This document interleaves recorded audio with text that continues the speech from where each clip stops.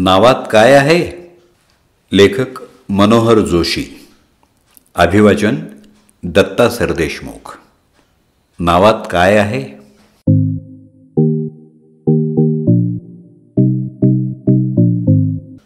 नावात विशेष असं काय आहे?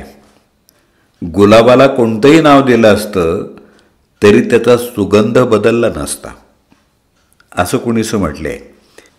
तात्विकदृष्ट्या कदाचित ते बरोबर असेलही, पण सर्वसामान्य माणूस हा फक्त तत्त्वज्ञानावर जगत नसतो, त्याला व्यवहारही पाहावा लागतो.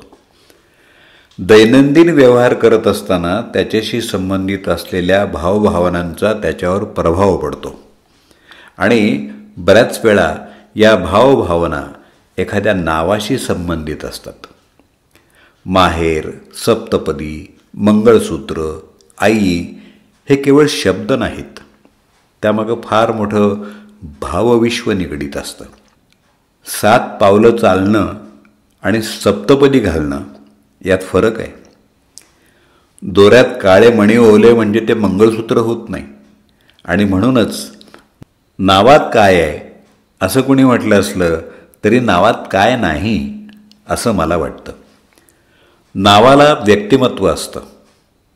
आता बघा, माधुरी दीक्षित हे नाव घेतल्याबरोबर एक मोहक आणि गोंडस चेहरा आपल्या डोळ्यासमोर येतो. लता दीदी असं म्हटलं की नकळत तानपुऱ्याचा झंकार कानावर येतो. आचार्य आत्रे असं म्हटलं की गेल्या 10,000 वर्षांची आठवण येते. डॉक्टर लागूंच्या नावाबरोबर अरे या म्हाताऱ्याला कोणी घर देतं का घर, असा आर्त प्रश्न कानावर पडतो. कुसुमाग्रज म्हटलं की वेडात मराठे वीर दौडले सात आठवतात. गदिमा आणि बाबूजी यांचं नाव घेतलं की साक्षात स्वये श्री रामप्रभू अवतरतात. पु ल देशपांडे म्हणजे रोजचे व्याप ताप विसरायला लावणारे, खळखळून हसवणारे आणि नवीन ऊर्जा निर्माण करणारे निखळ आनंदाचे क्षण. आणि निळू फुले म्हटले की बाई वाड्यावर या. नावात काय आहे असं म्हणताना नावात काय असतं हे आत्ता सांगितलेल्या उदाहरणांवरून आपल्याला कळेल. श्रोतेहो, नावाला फक्त व्यक्तिमत्वच नसतं, त्याला इतिहास असतो. छत्रपती शिवाजी महाराज, महाराणा प्रताप, राणी लक्ष्मीबाई, शहीद भगतसिंग, स्वातंत्र्यवीर सावरकर, लोकमान्य टिळक ही फक्त नावं नाहीत. यातलं प्रत्येक नाव म्हणजे स्वतंत्र इतिहास आहे. आणि ती नावं घेताच तो इतिहास डोळ्यासमोर उभा राहतो. शिवाजी महाराज म्हणताच अफजलखानाचा कोथळा बाहेर येतो. शहीद भगतसिंग म्हटलं की इन्किलाब जिंदाबाद ही गर्जना ऐकू येते. राणी लक्ष्मीबाई म्हणजे तटावरून घोडा फेकणारी साक्षात रणरागिणी. स्वातंत्र्यवीर सावरकरांच्या नावाबरोबर डोळ्यासमोर उभी राहते ती बार्सेलिसच्या समुद्रात टाकलेली ती ऐतिहासिक उडी. आणि लोकमान्य टिळकांचं नाव घेताच स्वातंत्र्य हा माझा जन्मसिद्ध हक्क आहे, तो मी मिळवणारच ही सिंहगर्जना ऐकू येते. श्रोते हो, नावाच्या मागं न कळत त्याचं सांस्कृतिक आणि पारंपरिक महत्त्व डोळ्यासमोर उभं राहतं. आता महिन्यांची नावं हे तसं पाहायला गेलं तर केवळ शब्द असतात, पण चैत्र म्हटलं की घरावर डौलानं फडकणारी गुढी उभी राहते. गीत रामायणाचे स्वर कानावर पडू लागतात. एकादशी ही तिथी दर महिन्यात 2दा येते, पण त्याच्या मागं आषाढी आणि कार्तिकी हे शब्द आले की टाळ मृदुंगाचा गजर ऐकू येतो आणि सावळं सुंदर रूप मनोहर दिसू लागतं. एरवी वर्षभर दर आठवड्यात सोमवार येतो, पण श्रावणी सोमवार म्हटलं की मन एकदम सात्विकतेनं भरून जातं. भाद्रपद म्हणजे हृदयाच्या तालावर नाचत येणारा आनंद सोहळा. एरवी वर्षभर ढुंकूनही न पाहिली जाणारी आपट्याची पानं दसऱ्याच्या दिवशी सोनं होतात. सोहळं म्हटलं की आठवतं ते देवघर किंवा सत्यनारायणाची पूजा. सोहळं हा तसा वस्त्राचाच एक प्रकार.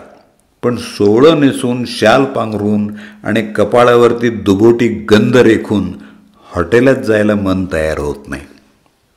आणि जिद्दीनं एखादा गेलाच तरी सोवळं नेसून चिकन खायचा धीर करणार नाही.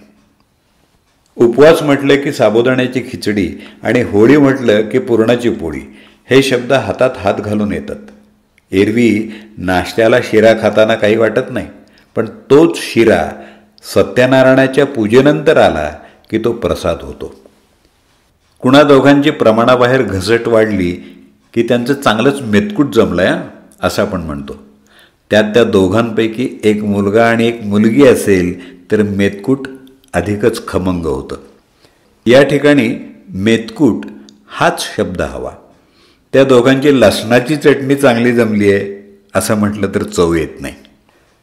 श्रोतेहो, नावामध्ये प्रेमाची वीणही अगदी घट्ट विणलेली असते.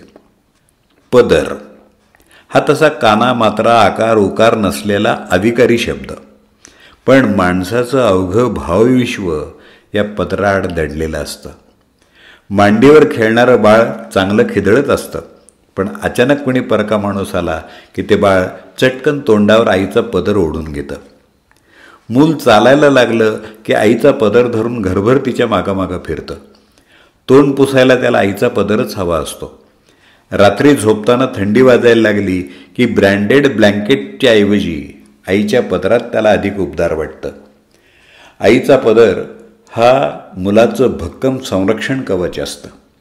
मुलंच कशाला, मोठी माणसंसुद्धा देवीच्या मंदिरात गेली की आई माझ्या चुका पदरात घे आणि मला क्षमा कर अशी करुणा भागतात.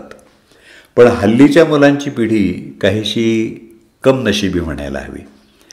आईच्या पदराआड दडणं, पदराला धरून घरभर फिरणं आणि रात्री तिचा पदर पांघरून झोपण्याचं सुख त्यांच्या नशिबात नाही.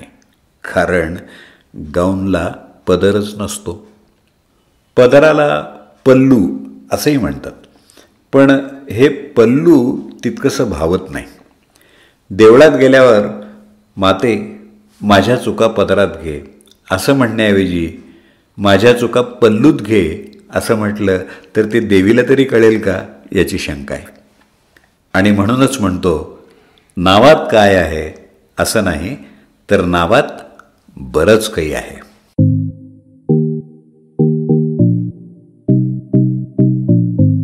मित्रहो, आत्ताच आपण नावात काय आहे या लेखाचं वाचन ऐकलंत. लेखक मनोहर जोशी, फोंडा, गोवा. त्यांचा मोबाईल नंबर 9822185801. अभिवाचन दत्ता सरदेशमुख. 8329730186.